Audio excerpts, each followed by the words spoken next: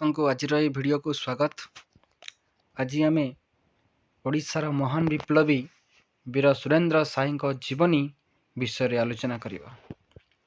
ଆପଣ ସମସ୍ତେ ଜାଣିଛନ୍ତି ବୀର ସୁରେନ୍ଦ୍ର ସାଏ ଆମ ଏହି ଓଡ଼ିଶା ମାଟିର ଜଣେ ବୀର ପୁରୁଷ ଥିଲେ। ତାଙ୍କର ଜନ୍ମ 23 ଜାନୁଆରୀ 1809 ମସିହାରେ ହୋଇଥିଲା ଆଉ ମୃତ୍ୟୁ 28 ଫେବୃଆରୀ 1884 ମସିହାରେ ହୋଇଥିଲା। ସେ ଥିଲେ ଭାରତର ଜଣେ ସ୍ୱାଧୀନତା ସଂଗ୍ରାମୀ। 1857 ମସିହାରେ ସିପାହୀ ବିଦ୍ରୋହ ହୋଇଥିଲା। ତାର 30 ବର୍ଷ ପୂର୍ବରୁ ଆମ ଏହି ଓଡ଼ିଶାରେ ବୀର ସୁରେନ୍ଦ୍ର ସାଏଙ୍କ ନେତୃତ୍ୱରେ ପ୍ରଥମ ବିଦ୍ରୋହ ହୋଇସାରିଥିଲା। କିନ୍ତୁ ଭାରତ ସରକାର ସିପାହୀ ବିଦ୍ରୋହକୁ ଭାରତର ପ୍ରଥମ ସ୍ୱାଧୀନତା ସଂଗ୍ରାମର ଆଖ୍ୟା ଦେଇଛନ୍ତି। ଏବେ ତାଙ୍କ ଜୀବନୀ ବିଷୟରେ ଆମେ ଆଲୋଚନା କରିବା। ତାଙ୍କ ଜୀବନ କାଳ 75 ବର୍ଷ ମଧ୍ୟରେ ବୀର ସୁରେନ୍ଦ୍ର ସାଏ 36 ବର୍ଷ କେବଳ କାରାଗାରରେ କାଟିଥିଲେ।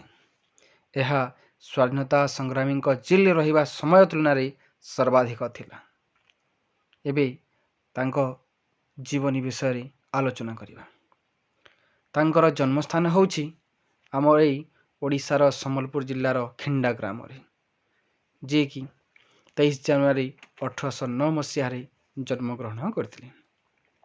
ତାଙ୍କର ପିତା ଥିଲେ ଚୌହାନ ରାଜବଂଶର ଧରମ ସିଂ ଓ ମାତା ଥିଲେ ରେବତୀ ଦେବୀ।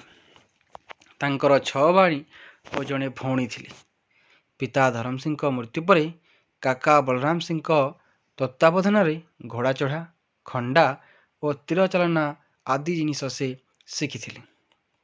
ସୁରେନ୍ଦ୍ର ସାଏ ଗାଙ୍ଗପୁର ରାଜ୍ୟର ହାତୀବରୀ ଜମିଦାରଙ୍କ କନ୍ୟା ସୁବର୍ଣ୍ଣ କୁମାରୀଙ୍କୁ ବିବାହ କରିଥିଲେ। ସୁରେନ୍ଦ୍ର ସାଏଙ୍କର ଜଣେ ପୁତ୍ର ଥିଲେ, ଯାଙ୍କର ନାଁ ହେଉଛି ମିତ୍ରଭାନୁ, ଆଉ ଗୋଟେ ଝିଅ ମଧ୍ୟ ଥିଲେ। ତ ଆସନ୍ତୁ ତାଙ୍କର ବିଦ୍ରୋହ କିଭଳି ଆରମ୍ଭ ହେଲା ସେ ବିଷୟରେ ଆମେ ପଢ଼ିବା। ସେ ସମୟରେ ଭାରତରେ ମରହଟ୍ଟାମାନେ ଶାସନ କରୁଥିଲେ। ଆଉ ମରହଟ୍ଟାମାନେ ସମ୍ବଲପୁର ରାଜା ଓ ତାଙ୍କ ପୁତ୍ର ମହାରାଜ ସାଏକୁ ମୁକ୍ତ କରିବା ପାଇଁ ରାଣୀ ରତନ କୁମାରୀ ଇଂରେଜମାନଙ୍କ ସହାୟତା ଲୋଡ଼ିଥିଲେ।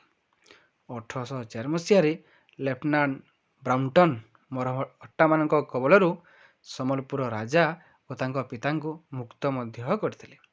ମରହଟ୍ଟା ସାମ୍ରାଜ୍ୟର ପତନ ପରେ ସମ୍ବଲପୁରର ଏକ ପ୍ରକାର ଇଂରେଜମାନଙ୍କ ନିୟନ୍ତ୍ରଣକୁ ଆସିଥିଲା।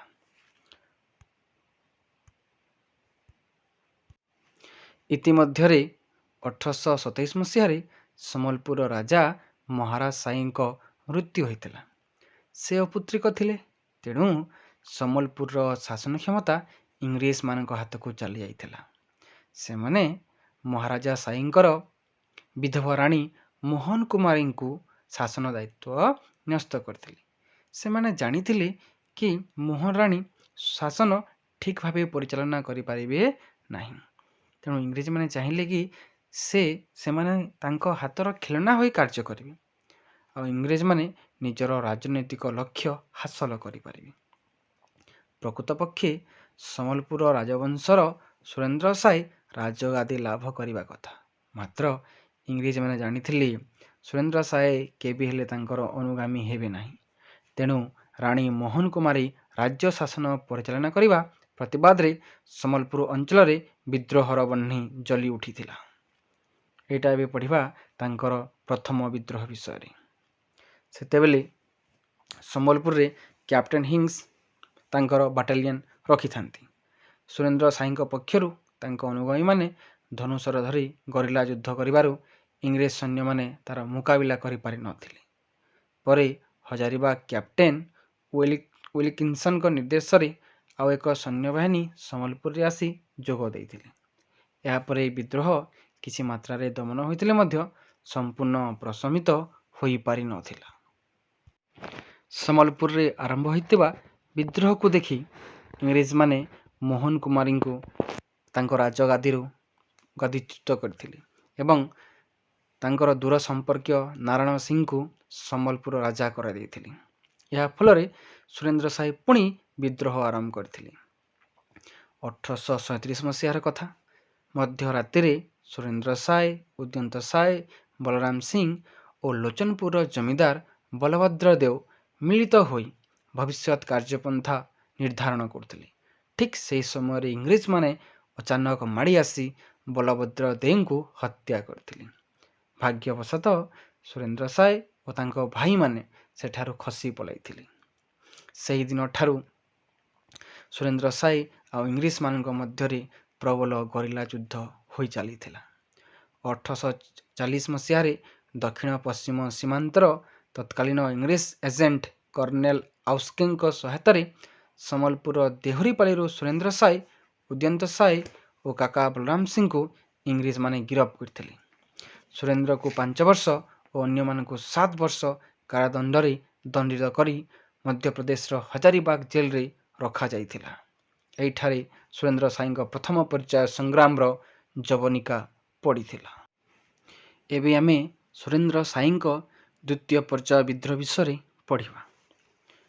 1849 ମସିହାରେ ବ୍ରିଟିଶ ଦ୍ୱାରା ଅବସ୍ଥାପିତ ନାରାୟଣ ସିଂଙ୍କ ମୃତ୍ୟୁ ପରେ ସୁରେନ୍ଦ୍ର ସାଏଙ୍କୁ ଇଂରେଜମାନେ ରାଜଗାଦି ଦେଲେ ନାହିଁ। ଠିକ୍ ସେହି ସମୟରେ ଭାରତରେ ସିପାହୀ ବିଦ୍ରୋହ ଚାଲିଥିଲା। ଆଉ ରାମଗଡ଼ରୁ ଆସିଥିବା ଯବାନମାନେ ଛୋଟା ବର୍ଦ୍ଧମାନ ପଲ୍ଟନ ମଧ୍ୟପ୍ରଦେଶର ହଜାରିବାଗ ଜେଲ୍ ଭାଙ୍ଗି ସୁରେନ୍ଦ୍ର ସାଏଙ୍କ ସହିତ 32 ଜଣଙ୍କୁ କାରାମୁକ୍ତ କରିଥିଲେ। ଦୀର୍ଘ 17 ବର୍ଷ ପରେ ସୁରେନ୍ଦ୍ର ସାଏ ଓ ତାଙ୍କ ଭାଇ ଉଦନ୍ତ ସାଏ ଜେଲରୁ ମୁକ୍ତ ହୋଇଥିଲେ। ତୁରନ୍ତ ସୁରେନ୍ଦ୍ର ସାଏ ସମସ୍ତଙ୍କୁ ଏକଜୁଟ କରି ତାଙ୍କର ବିଦ୍ରୋହ ଅଭିଯାନ ଆରମ୍ଭ କରିଥିଲେ। ସୁରେନ୍ଦ୍ର ସାଏଙ୍କୁ ପୁନର୍ବାର ଧରିବା ପାଇଁ ଇଂରେଜ ସରକାର ସେ ସମୟରେ 250 ଟଙ୍କାର ପୁରସ୍କାର ଘୋଷଣା କରି ଗୁପ୍ତଚର ନିୟୋଜିତ କରିଥିଲେ। ସୁରେନ୍ଦ୍ର ସାଏଙ୍କ ଦ୍ୱିତୀୟ ପର୍ଯ୍ୟାୟ ଆନ୍ଦୋଳନରେ ଦେବ୍ରିଗଡ଼ ହେଲା ସୁରେନ୍ଦ୍ରଙ୍କ କେନ୍ଦ୍ରସ୍ଥଳ।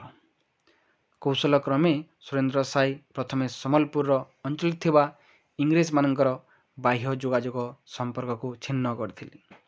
ବଣ ଜଙ୍ଗଲରେ ଲୁଚି ରହି ସେମାନେ ଇଂରେଜମାନଙ୍କୁ ଆକ୍ରମଣ କରିଥିଲେ। ଅନ୍ୟପକ୍ଷରେ ଇଂରେଜମାନଙ୍କର ଗୁଳିଚାଳନା ଫଳରେ ଅନେକ ଘଞ୍ଚ ଜଙ୍ଗଲରେ ଥିବା ଗଛଗୁଡ଼ିକ ନଷ୍ଟ ମଧ୍ୟ ହୋଇଥିଲା। କିନ୍ତୁ ଇଂରେଜମାନେ ସେ ସମୟରେ ଅତ୍ୟାଧୁନିକ ଅସ୍ତ୍ରଶସ୍ତ୍ରର ବ୍ୟବହାର କରୁଥିଲେ। ଆଉ ସୁରେନ୍ଦ୍ର ସାଏ ଓ ତାଙ୍କ ଅନୁଗାମୀ କେବଳ ଧନୁତୀର, ବର୍ଚ୍ଛା, ଖଣ୍ଡା, ନିଆଁଧରା ବନ୍ଧୁକ ଆଦିକୁ ନେଇ ସେମାନେ ସଂଘର୍ଷ କରୁଥିଲେ, ଯାହାଫଳରେ ସୁରେନ୍ଦ୍ର ସାଏଙ୍କ ସିପାହୀ ଏଥିରେ ଜିତି ପାରି ନଥିଲେ।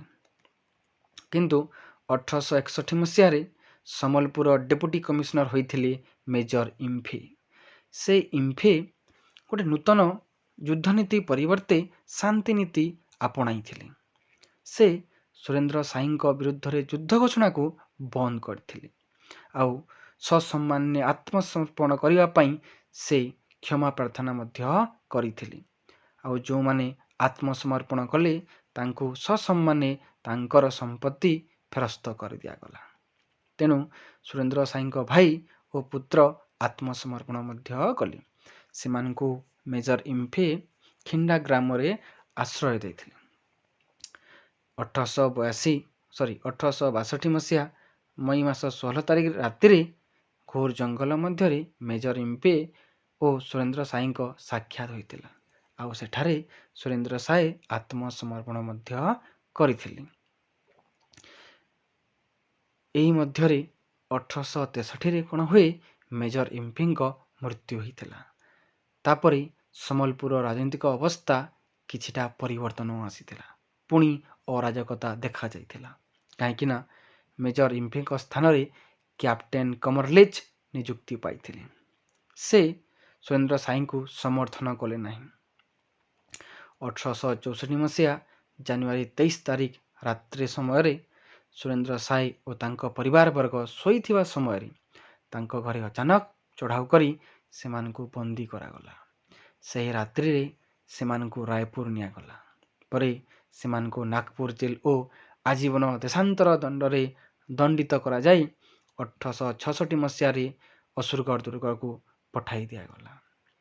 ଏହାପରେ ବୀରପୁରୁଷ ବୀର ସୁରେନ୍ଦ୍ର ସାଏଙ୍କ ଶେଷ ଜୀବନ ଆରମ୍ଭ ହୋଇଥିଲା। ଇଂରେଜମାନଙ୍କୁ କଡ଼ା ଜବାବ ଦେବା ପାଇଁ ଅକ୍ଟୋବର 7 1857ରେ 1200 ଲୋକଙ୍କ ସହ ସମ୍ବଲପୁର ସହରକୁ ପ୍ରବେଶ କରିଥିଲେ ବୀର ସୁରେନ୍ଦ୍ର ସାଏ। କିନ୍ତୁ ସେଠାରେ ବୀର ସୁରେନ୍ଦ୍ର ସାଏ ବିଶ୍ୱାସଘାତକତାର ଶିକାର ହୋଇଥିଲେ। ତାଙ୍କର ଜନ୍ମଦିନ ଅର୍ଥାତ୍ ଜାନୁଆରୀ 23 1864 ମସିହାରେ 2 ଜଣ ସ୍ଥାନୀୟ ଲୋକ ଦୟାନିଧି ମେହେର ଓ ମୋହନ ସିଂଙ୍କ ଯୋଗୁଁ ସେ ଦ୍ୱିତୀୟ ଥର ଇଂରେଜମାନଙ୍କ ଦ୍ୱାରା ଗିରଫ ହୋଇଥିଲେ। ଏଥର ବୀର ସୁରେନ୍ଦ୍ର ସାଏଙ୍କୁ ମଧ୍ୟପ୍ରଦେଶର ଅସୁରଗଡ଼ ଦୁର୍ଗରେ ବନ୍ଦୀ କରାଗଲା।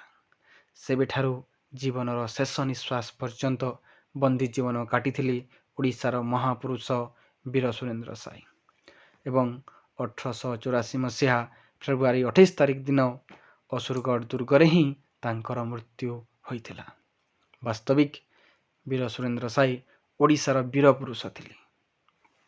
ଧନ୍ୟବାଦ।